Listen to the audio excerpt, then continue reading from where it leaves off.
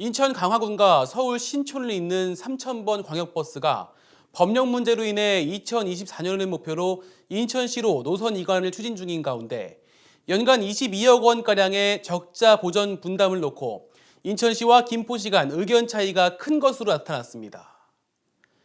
배준영 국회의원 등 지역 정치인 및 관계기관의 노력으로 단축이익에서 벗어났던 3,000번의 강화 구간이 자칫 두 지자체의 불협화음으로 날아갈까 지역 주민들의 걱정이 클 것으로 보입니다. 임진우 기자의 단독 보도입니다. 강화군과 서울 신촌을 잇는 3,000번 광역버스는 과거 강화운수의 시외버스 시절부터 김포와 서울로 가는 강화군민들의 발이 되어 주었습니다. 2010년 시외버스에서 김포시 광역버스로 전환되면서 요금이 저렴해졌고 2021년에는 국토교통부 대도시권 광역교통위원회가 시행하는 광역버스 준공영제 시범 적용 노선으로 선정돼 지금까지 이어져 오고 있습니다. 그러나 법제처에서 3,000번 노선이 김포시 면허 노선임에도 김포가 아닌 인천 강화군에서 출발하는 노선인 점을 지적하며 이를 여객자동차운수사업법 시행령을 어긴 것으로 해석해 문제가 불거졌습니다. 자칫 김포로 노선이 단축될 수 있었던 상황.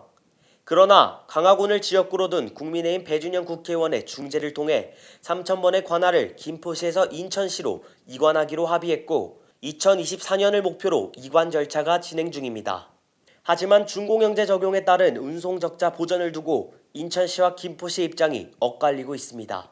현재 김포시 면허 노선으로 운행되고 있는 3,000번은 현재 정부 50%, 김포시 35%, 경기도 15%의 비율로 적자 보전이 되고 있으나 인천시로 이관하게 되는 경우 강화군과 인천시가 3,000번의 적자를 보전해야 합니다.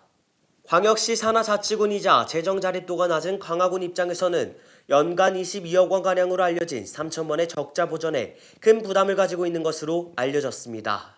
이와 관련해 인천시는 면허 위반만 넘어가는 것일 뿐 실질적으로 이용 수요가 많은 김포시에서도 3,000번에 대한 보전을 일정 부분 해야 한다는 입장입니다.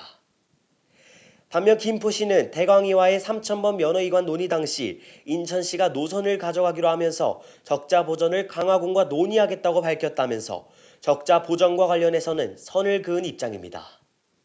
김포시 관계자는 당시 인천시가 3,000번 적자 보전을 두고 김포시에서 함께 분담해 줄 것을 주장했던 것은 사실이라면서 이에 김포시를 출발해 검단 신도시를 경유하는 1,400번에 대해 인천시가 보전을 할 것이냐고 반박했다고 전했습니다.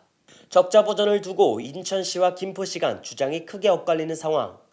2024년을 목표로 하고 있는 3,000번의 노선 이관이 자칫 무산될 경우 김포시와 경기도는 강화군에서 출발하는 3,000번에 대해 적자 보전을 중단할 가능성이 높은 상황입니다. 3,000번이 적자 보전을 받기 위해서는 노선의 출발점을 김포시 내부로 둬야 하는데 이를 위해서는 김포에서 출발해 강화군을 경유, 완복거리가 17km가량 늘어나거나 김포에서 강화군 구간을 단축하는 방법도 검토될 것으로 예상됩니다. 어느 방안이든 강화 주민들에게 큰 이용 불편은 불가피한 상황.